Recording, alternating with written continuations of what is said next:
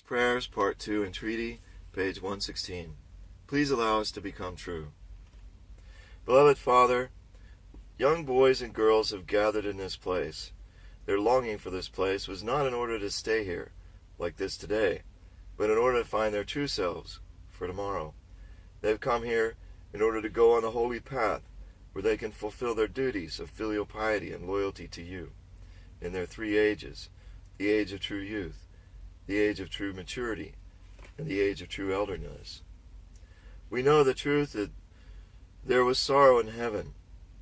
Heaven was filled with tears for the long period of 6,000 years, in order to restore one person, in order to connect to the beginning point of the victory of the greatest goodness.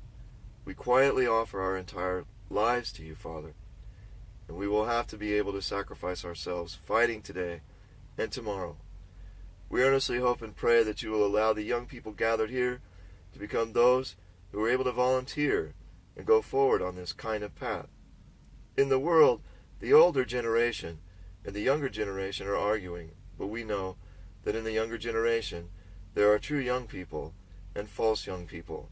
We know that today the false young people are recklessly violating the most precious thing, but the true young people are saving to the utmost and protecting to the utmost this most precious thing in the world.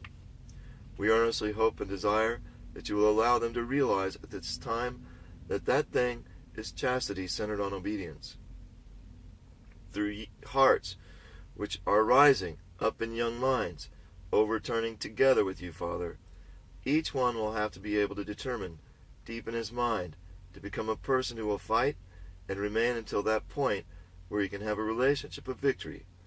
Therefore, we earnestly hope that you will cause each one to make that kind of determination.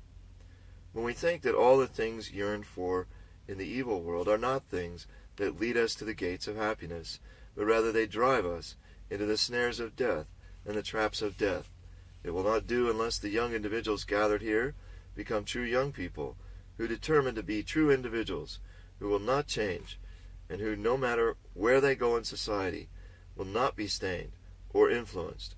When we realize that if they do not become true young people, they will not be able to become the true youth or true middle-aged people, we earnestly hope and desire that you will not allow us to be inadequate in offering and returning ourselves nicely to you, receiving gratefully the blessed gift of this age and this season.